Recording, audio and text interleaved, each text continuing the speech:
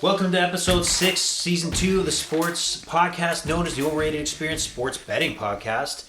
I'm your host, Kyle Blondin, along with Austin from Ajax. Say hello, Austin from Ajax. How's it going? Thanks for having me. Not bad. Glad to have you back. And this is the Undies and also the Prop Bet Sports Podcast. We had the Spread Podcast earlier in the week. Please take a listen. Episode 5.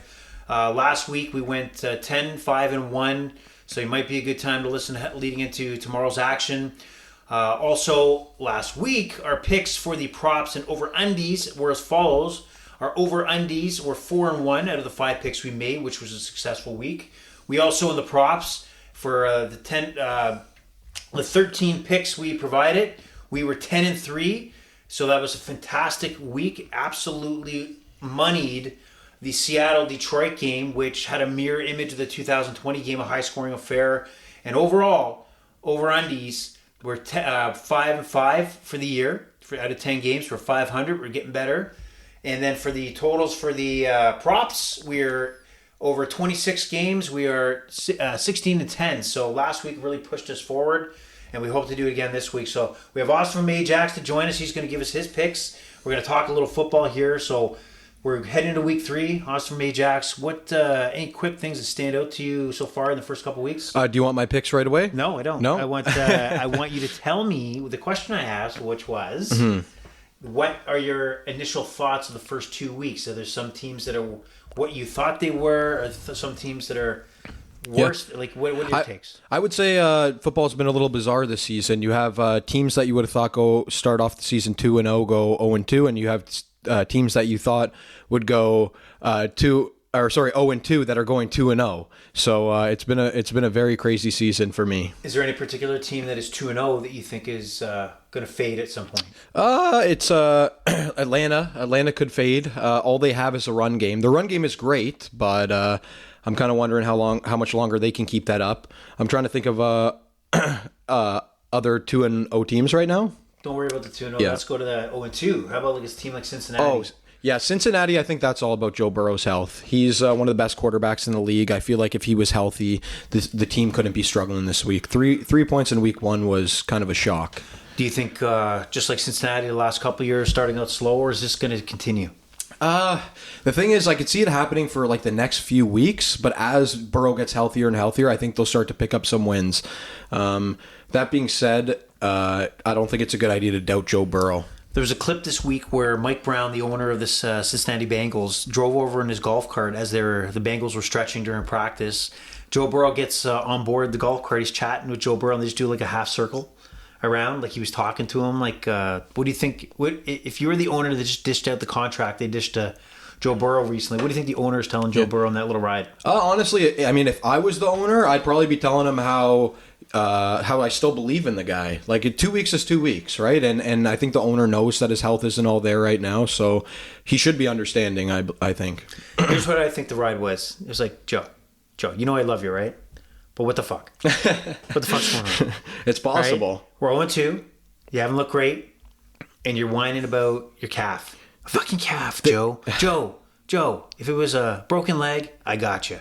If it was a concussion, I got you. But a calf? Come on, Joe. Now get out of my cart and get to work. They got to get the ball to Jamar Chase. He's not producing at all, but I mean, that's the problem with the receiver, right? You can't produce unless the quarterback gets it in your hands. Yep.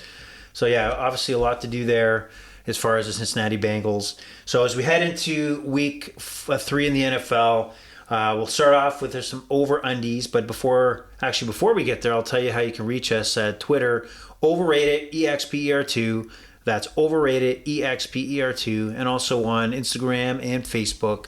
Overrated Experience, you can follow both.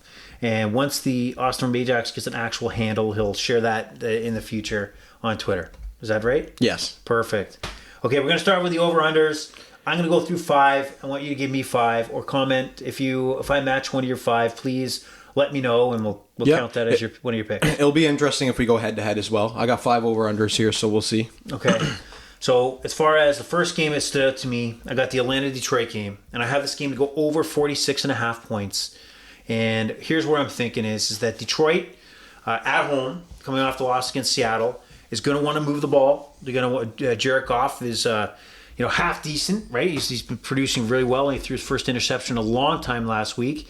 I got to believe that they'll score like 25, 30 points in this game. Well, Atlanta picks up a couple junk touchdowns or a couple points. Desmond Ridder did throw up get some good yards against the Green Bay Packers. Robinson, obviously, in the backfield. I think you might have Detroit go for a fourth down in a midfield that they don't get, and Atlanta gets decent field position. So 46.5 for Detroit at home. I think that's pretty easy cover at minus 105. My first pick is I actually have an undie for you guys. Okay. And it's the Dallas Cowboys Cardinals game. And I have the under 43. This is from Bet365. Okay. And the reason why I think it's going to go under 43 is because I don't see the Arizona Cardinals scoring on this Dallas defense. Yes, they just lost Diggs for the season with the torn ACL, but I think I could see them maybe putting up 10, maybe. And I don't see Dallas putting... I think they get close, but I don't see them putting up 30. So we'll see there. But that's an undie for you. That's an undie. Okay. And then it's an interesting matchup. Arizona absolutely choked against the Giants and really showing their true colors. The first week they hung in there with the Commanders, but really second half against the Giants were absolute trash. And, coaching was an issue there. Gannon, is Gannon on the Cards? I can't remember. One of the Eagles coaches went there, but not too well. And I think Joshua Dobbs may get crushed in this game with the swarming Dallas defense. But Tavon Diggs out for the year, torn ACL. What do you think that does to Dallas's D? I think it hurts them. I don't think it. I think they still got to be a top 3 defense, even with this guy going out. Yes, he has some of the most or the highest interception numbers in the game, but he also does have. He is known for a lot of blown coverage.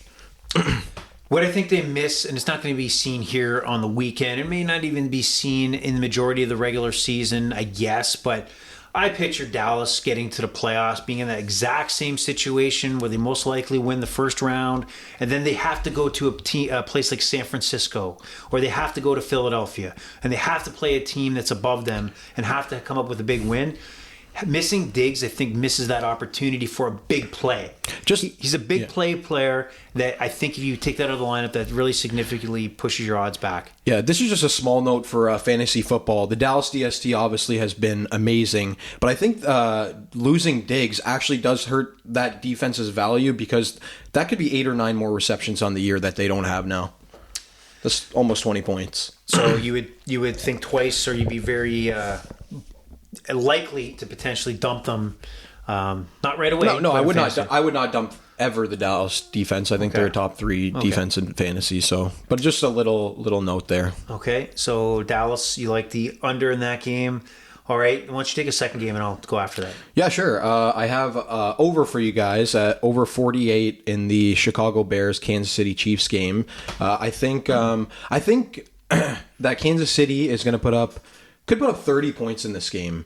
And I think the Bears will put around 21, which would be, just over 50. But that one really stands out for me. All right, so that's one of my plays too. I took the Chicago Bears and Kansas City Chiefs over 48.5. Now the play here that I look at is it's a big game for the Bears. Obviously the pressure all week, and after 2 weeks the ripping into Justin Fields. He comes out and talks about his performance. He mentions that his coaching is the issue, then backtracks and brings the media back in to talk about it's him. Just absolutely lambasted after 2 weeks that he's not the guy. And the pressure on the Bears, since they did choose to switch up and trade that first overall pick and not pick a quarterback, it puts even more pressure on Justin Fields' success. But the NFL is a week-to-week league, and I think the Bears will score points, whether it be junk time points or not. The Chiefs are still trying to find themselves. I think even with Kelsey back, they've been spreading the ball around a lot. So I think that continues, and I don't think they'll slow down. I think they'll continue to spread the ball around to get the offense clicking. So I do like the 48.5. So that's one of my picks as well. The next game I do like to go over 44.5, and that is the Colts and the Ravens. Yes, Richardson's not playing. He has a concussion. Gardner Minshew is in place for the Colts, the quarterback. solid veteran, but that's what he is. He's a backup, and he's not a starter. But the Ravens also put up 27 points against the Bengals last week. I do think that this game will be pretty offensive. I think there'll be, I think Gardner Minshew will keep the Colts in this game. I think he'll score some points, but I don't think the Ravens will ever be threatened really in this game, at least not in the second half or late in the second half. So I like this game to go over 46.5, and Jackson to run a few in, maybe Andrews, maybe Zay Flowers, whatever. But I think they get it done here in that game. Do you think Minshew is better than Richardson? No. No? Here's what I think. I think it's a small drop off personally. Yeah, but here's what I think. Gardner Minshew is a solid quarterback. He's a guy that if my quarterback went down, like in this case, I'd love to have. I'm sure the Jets would feel that they would rather have a Gardner Minshew than a Zach Wilson. However, the upside to having a Richardson is he has that big body, Cam Newton / Jalen Hurts, where he can be dominant on both sides, whether it be his arm. Richardson's either going to be a major flop or he's going to be a superstar. He's not going to be an in-between journeyman that... You drafted Richardson because of the potential to win a Super Bowl. Yeah. You don't win a Super Bowl with Gardner Minshew. Yeah, he's given his body to that team, though. I think it's key that they have a capable quarterback like Minshew as a backup. And every team should. This won't be the only week that he's out. No, he's a running, like he's taking a beating week to week. Yeah, that's dangerous. He's got to learn to kind of take it back a little bit because he has to survive. And maybe pick the big moments to put that head down and, introduce contact. So I like the over on that one. My next game, which is kind of a shocker at a low total of 36.5. I like the New England Patriots and Jets to go under 36.5. And here's where I'm thinking is obviously that Jets D is lights out. They're insanely good. Obviously in the secondary, up front, everything about that D is a top tier D. Maybe you could argue the best defense in the NFL. You could argue the Dallas Cowboys are the most impactful, but definitely a game-changing D that can turn the ball over. And the way I've seen New England's offense, I'm obviously not impressed. I don't see the New England Patriots getting the run game going, and then the passing game. I think they'll be adequate, but I don't see them moving the ball a lot. I see this as a grinding affair where it's possession and turnovers and punts. And then Zach Wilson, what will happen is he'll make maybe a couple throws. Breece Hall will run, and this game will be like a 13-3 ball game. That's where my head is on this. Yeah. I agree with you on the Jets side. I have zero faith in the Jets. I think Zach Wilson is the worst quarterback in the league. But I could see Mac Jones stepping up this week.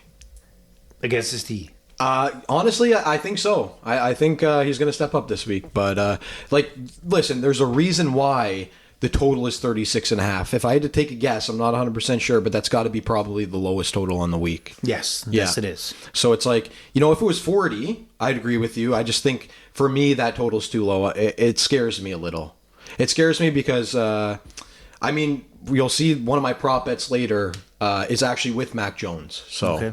I can't agree with you here. Okay, no problem. What's your next over-under? My next over-under, let's see, Buffalo Bills and Washington Commanders over 43. I think that's an easy one.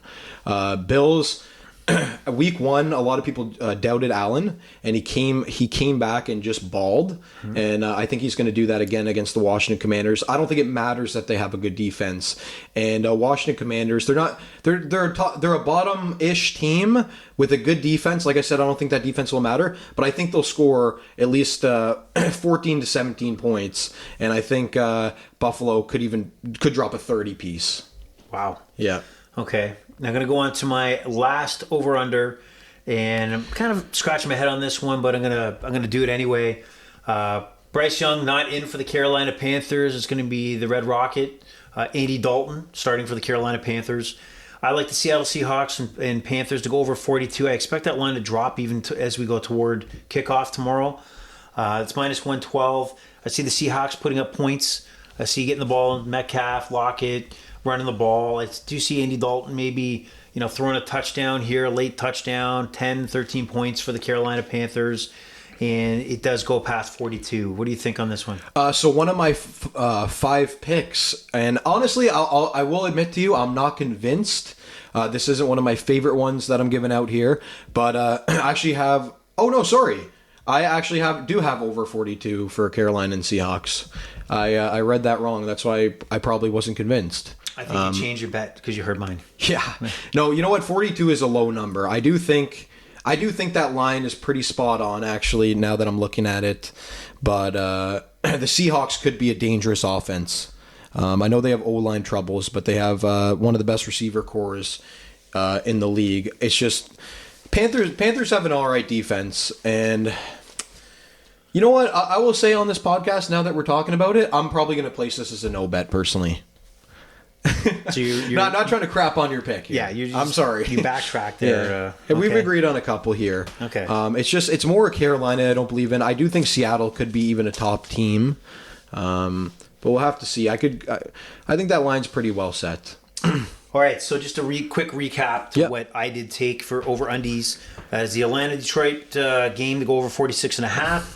Colts, Ravens over 44.5. New England, New York Jets under 36.5. Carolina, Seattle over 42, and we're both on the same page at 48.5. Over on the Chicago, Kansas City game. Sorry, man. I put my notes in here. I'm going to backtrack as well. Holy shit. I have actually took the under in the Carolina, Seattle game. As I'm reading this, I'm thinking, okay, maybe I thought this. See here, I had the over, but then I thought it was the under, but I wasn't convinced. Like I said, I think that line, if I was the bet maker, I might put it at 42. So that's why after looking at this for a while, I called it a no bet. Okay, I'm picking the under. I totally backtrack any credibility I had in that game. Okay, that was mine. What was yours? Yeah, I actually have one more, which would put me to 4, just like you, just because I kind of backtracked on that last bet. Just let you know, you have 4 or 5? Okay, so this will be my 4th. Okay. I have under 45 for Philadelphia, Tampa Bay Buccaneers. Even though I do think the Buccaneers are a good team, Baker Mayfield's actually been playing out of his mind. 0 turnovers. I think he's going to get slowed down by the Philadelphia's defense this week. And then, to be honest with you, I don't think Philadelphia's Eagles is what it was last year. So I really like that under 45. Under 45. Okay. Yeah. So it's that pick, and then I have over 43 in the Buffalo Bills Commanders game, under 43 on the Dallas Cowboys Arizona game, and then last but not least, I have the over 48 in the Chicago Bears Kansas City game. Okay, great. Then we move on to prop. All right. Yep. So we're gonna have a lot here. I feel comfortable on these. I went through with a fine-tooth comb. Mm-hmm.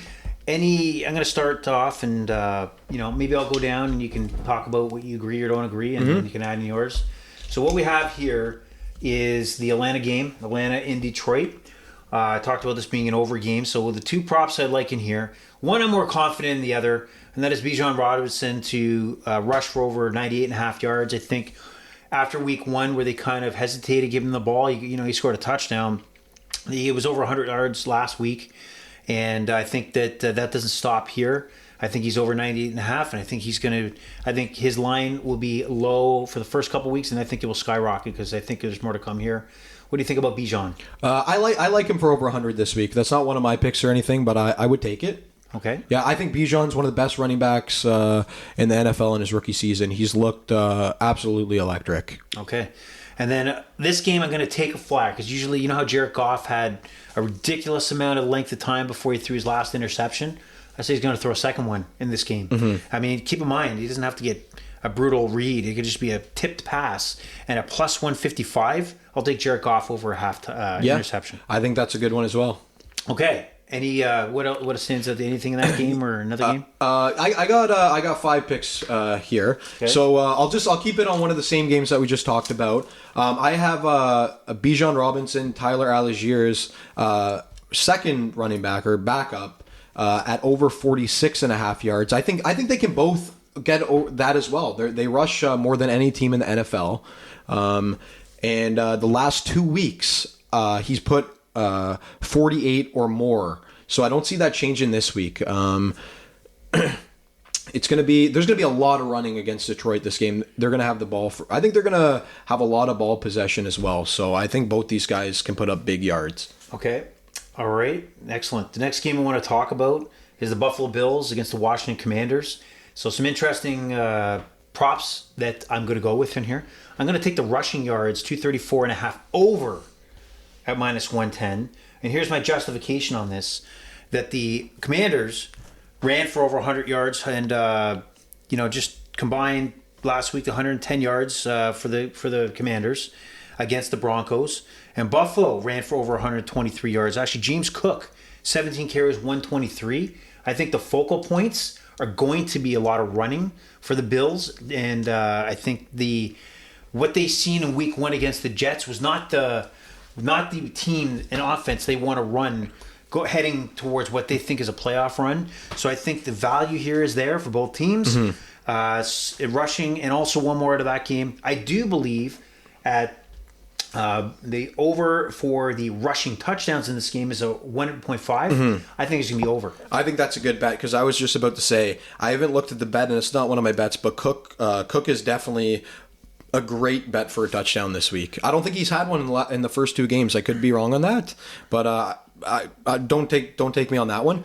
But I think he's going to score a touchdown as well. So I think that's great. Yeah. So I think rushing is the value in this game.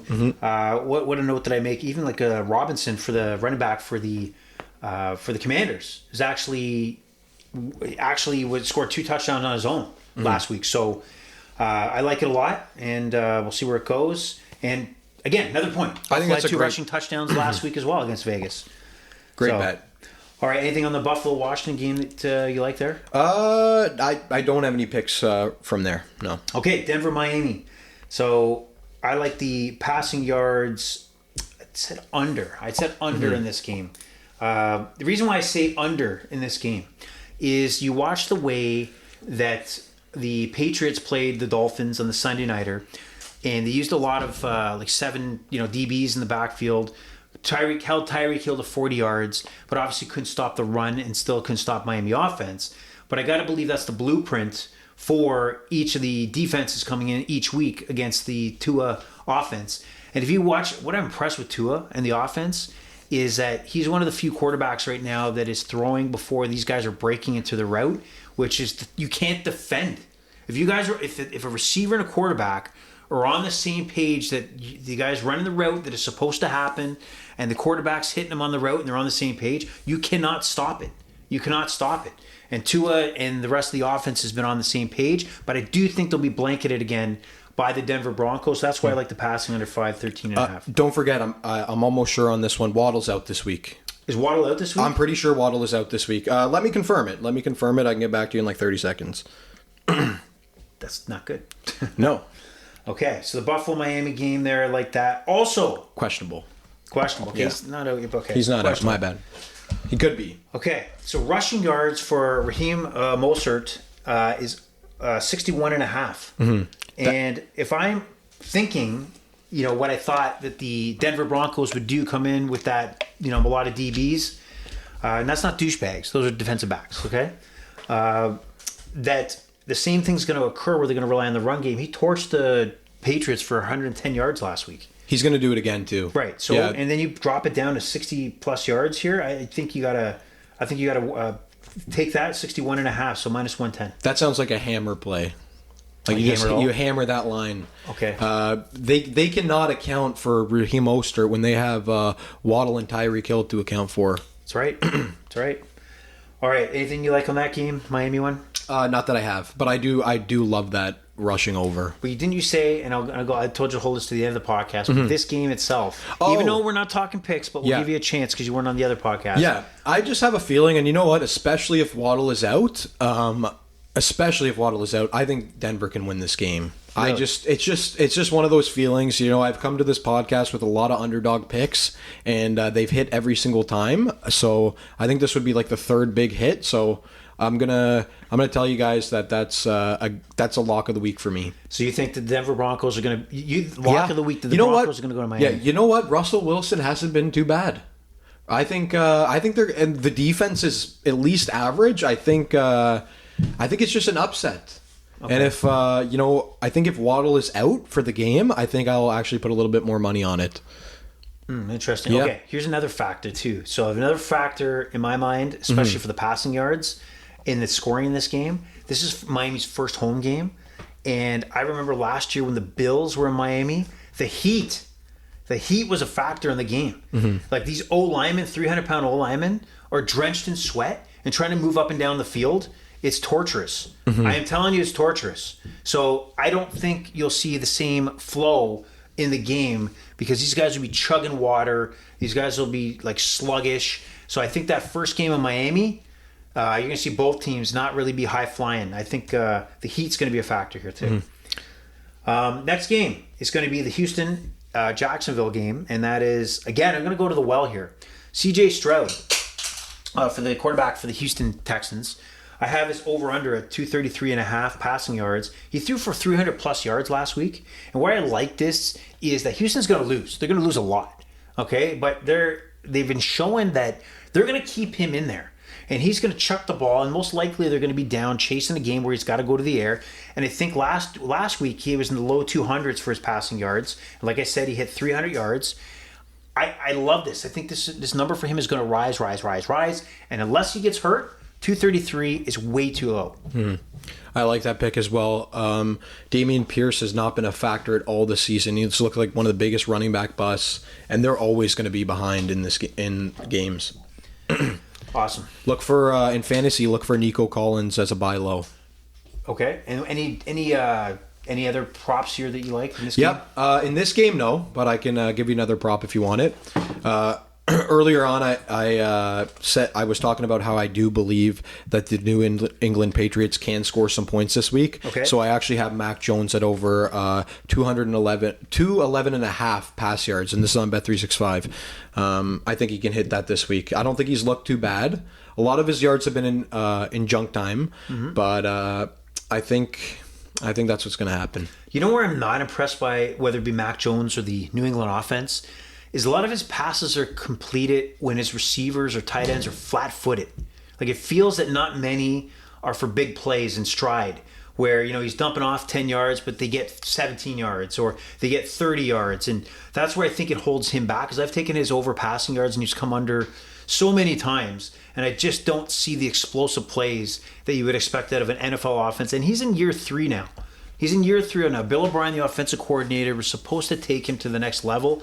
Yes, they've been in games, but I have a feeling the same thing is going to happen week over week, where they drop off after the third quarter and simply can't make enough explosive plays to compete with the best teams in the NFL. I'll give you one more over for passing yards, and it's Kirk Cousins, in which I will think be the highest scoring game of the week at over 292.5 passing yards. I think he'll get 300 or over. And you know what? That guy's got some weapons. Hawkinson, great addition. I don't believe he was there last year. Addison, amazing rookie. And then he has the best receiver in the league in Justin Jefferson. This guy, if we're talking fantasy, I think he's going to be a top 5 quarterback. I could see him going to the Jets this year, honestly, which I think that would make them a legit contender. But I believe in Kirk Cousins this week. You're a Kirk Cousins believer. That's very nice of you. Here's my take on this game. Okay, here's an intro. I think there's value here, okay? And I'll tell you why.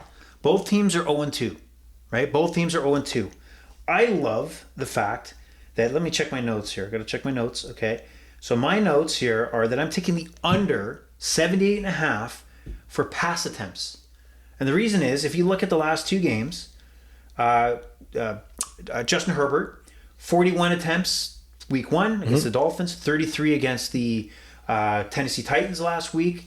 But Cousins, both games, 44 attempts. And you're thinking, well, your numbers tell you that you should go over that. Yeah. But what I'll tell you as factual, this is why you tune in, folks from Miami and Chicago and the rest of Canada and the United States, my loyal partners out there, bettors, is that you look at teams that are 0-2, what are they doing during the game? Are they rushing, killing the clock? What are they doing?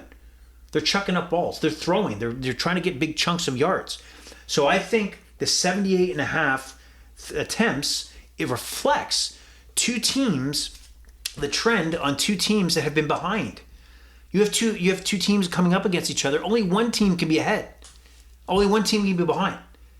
So yes, one of these guys may have the 44 attempts, but I think it brings the other guy down. So I think the line is built on both guys having a trend, but they've both been chasing points and fast. So I think the 78.5 is too high because one team will be ahead. One team will be looking to run the ball more. One team will be looking to have a lengthy drive, and which reduces the number of attempts needed. Yeah, I just see on the Minnesota side. I think that Madison has struggled drastically. He was a guy I liked going into the year, but I could definitely see the Chargers running the ball. It's just without Eckler, I don't think it's the same. And I think the way that you attack both these teams is by the pass.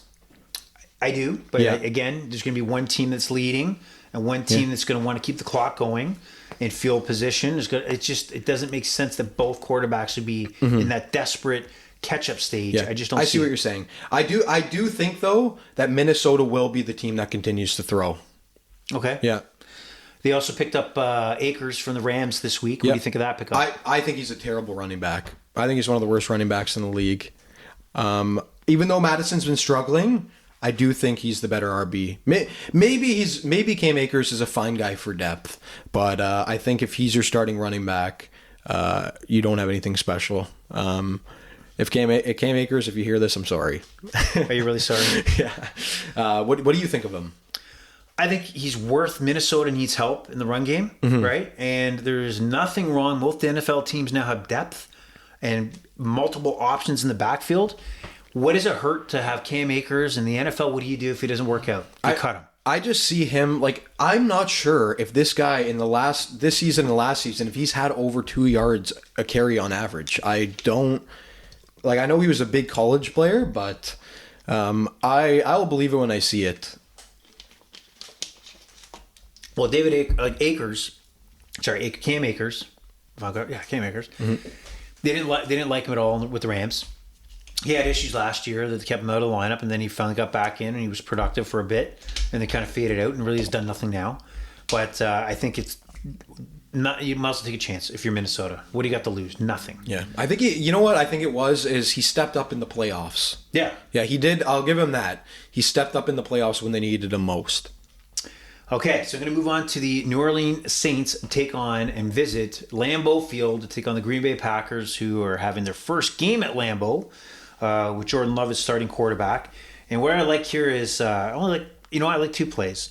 Chris Olave, receiver, longest reception over 23.5 yards. In the game against Carolina, he had a 40-plus reception, 42 last week, and it was a one-handed catch. I think when you see Olave, he's obviously a dominant. He's just the sky's the limit for this kid, and that big catch. One of the things lacking for New Orleans is big plays downfield. For sure that the Carr is struggling with the short passes and just moving the ball downfield, but the long pass, I think that you'll see more attempts to put it up in the air, and Olave come down with it. And I think 27.5 is way too low. But I also think in this game that you're also going to get over 1.5 field goals.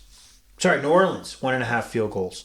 And if their offense is anything like it was the first 2 weeks, a lot of stalled drives, right? They could not punch it in the red zone, penalties. Carr, I like Derek Carr, but I think he's in that stage right now where he's not reading the room. He's not reading the situation where I don't need to scramble and keep a play alive and take a sack or throw the ball up for anybody to grab. He threw a horrible interception last week.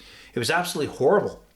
So I think he's got to get into the mindset that he's not the first round pick expectation. He is there to get the ball in the hands of the weapons and come out when Taysom Hill comes in to run the ball. So it's interesting team there. What do you think of that game?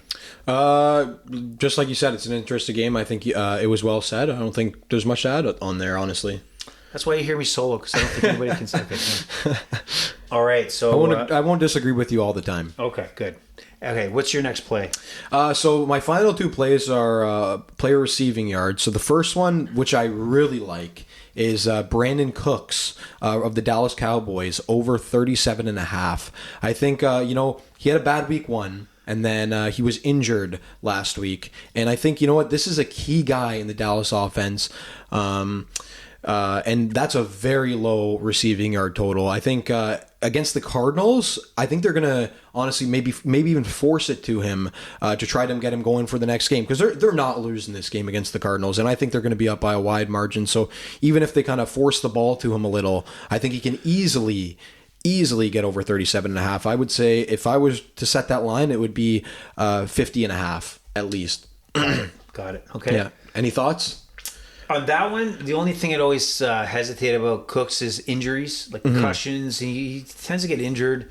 So I'm a little shy on that, but he's, CeeDee Lamb and Pollard might do a lot of touches. You really just need one big play from him to get over that. I just think it's very low. Like I said, I don't think he's going to have a CeeDee Lamb week, but 50 yards I think is where he's going to be right around. Yeah, I think the Cowboys will be cruising in this game, and I don't think they're going to be attempting to force or put CeeDee Lamb in any dangerous situation where he can, be out, because they need him obviously to be a difference maker. And you're right, Cook's great, good receiver, and whether it be a check down 4 or 5 times, you'll get your yards. I think he needs to prove that he's a worthy second option here.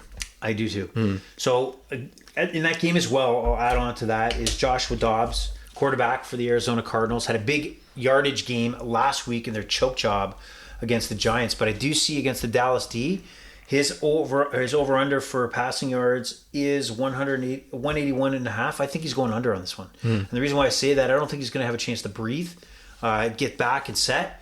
And I don't think there's going to be much. I think it's going to look like the Giants Cowboys game week 1, where he's going to be throwing a lot of checkdowns or taking off out of the pocket. And you know what? After a certain point, after getting killed last week, the Cardinals, I bet you'll see rookie quarterback Clayton Tune pick up and get him some reps in a game that's over probably by halftime. So I like the Joshua Dobbs passing total under. Good pick. Well said. I'll give you guys my last player receiving yards total, and that's rookie receiver sensation Puka Nacua at over 64.5 receiving yards. I think he can easily get that. I think he's going to see at least 10 targets in this game. He's had way more than that through the first 2 games. But I could see him going for 100 yards again against the Cincinnati Bengals. So the fact that it's 64.5 here, I think you hammer that. Okay. He's obviously been the guy. He's breaking whatever rookie records in his first couple games. We'll see if that continues. Yeah. Obviously, with no Cup in there, he's going to be a target. I like in this game, I looked at Matthew Stafford's passing yards. Right now it's at 252.5, and he's had 300 plus yards each game, right? He's good. He's good as long as he stays healthy. But why wouldn't I count on him putting the ball in the air again? Right. So I see Cincinnati winning this game. Yep. Home game. Maybe it's a field goal game, but he's going to put the ball in the air unless he gets hurt. I don't see 252 being a real threat to miss. They just traded their starting running back, just like we said. Yes. So you know what? That's not what they're relying on. No. All right, so those are our prop picks. Any additional thoughts on the NFL season so far? Any other takes on any other situations going around the league before I give mine? So I already did give you one of my bonus bets, which was the Broncos beating the Dolphins. But I actually had 2 other underdogs that I liked. I would consider it big success if 2 out of these 3 hit. So I'll give you guys what I have here. No undies this time, sorry. So Broncos to beat Dolphins was the first one. Then I have the Rams to win. Sorry, I don't see who are the Rams facing this week? Cincinnati Bengals. Yeah, I actually have the Rams to beat the Bengals. Like I said, I think it'll be a couple weeks till Burrow gets healthy. So I think they have a great chance. It's more of a value pick. I could see it going each way, but when you get the money they're paying it on the Rams, I think you take the Rams. And then I think the Patriots beat the Jets. Patriots beat the Jets, yeah, huh? Yeah. Man, if you listen to that podcast on Tuesday, I took the Jets. I took the Jets to win that game because that's one of the games they can squeeze out. I did. Yeah, this was one of the ones that I already did disagree with the whole Mac Jones. I think could have a good week, right? So yes, okay. it falls in line, and that's all I have for you guys tonight. All right, so just the other narratives that are going to go on in the NFL that are interesting to watch out for. One that stands out to me is I know you like the Broncos to go into Miami and win, but if they lose and go 0-3, I think you're going to see a separation between Sean Payton and trying to point the finger at Russell Wilson, and that's going to start getting ugly. It's going to get ugly, and I think he's going to talk about. I think you're going to see Sean Payton separate the lack of success in Denver with the quarterback play, and if that doesn't improve, I don't think Russell Wilson will be there, or he'll be an expensive backup. I will say the only problem with that is Wilson has been pretty good. Last week he had over 300 pass yards, 3 passing touchdowns. He did have an interception, but he also had 56 rushing yards. And I think, like I said, I mean, maybe the reason I'm saying this is because that is one of my upset picks. That is, I think they're going to come in here and win this game, and I think Russell Wilson's not done yet. I'm not saying he's good, but I think he can be capable and have a good week here. Well, he had a lot of yards made up based on that Hail Mary at the end there. That's true. To Gibbs, right? Yeah. He was like a 55, 60-yard Hail Mary. And then they still lose that game. That's tragic. But, I mean, they dropped over 30 points. Yeah, you know? But most of their points came in the first half. They were nowhere to be found in the second half for the most part. Mm-hmm. But, hey, the one argument that I'll make here is, yes, they might have been lucky with that Hail Mary play, but Russell Wilson has just as many Hail Mary plays as the best in his career. He's not the Russell Wilson in Seattle, man. He's so, I remember he was such money with the Seahawks in clutch situations. But right now, man, he looks like a facsimile, really not the same guy. You know what? I think he'll turn it around this year, and at least last year he was straight up one of the worst quarterbacks in all of football. Yeah, I didn't see that coming. But I think that he will come back and establish himself as an average quarterback in the league this season, which is not saying much for a guy who we thought was going to be a Hall of Famer. Yes. But I don't think he's bad. Okay. There's just personal take. All right, and then any thoughts on the Giants-49ers game that happened on Thursday?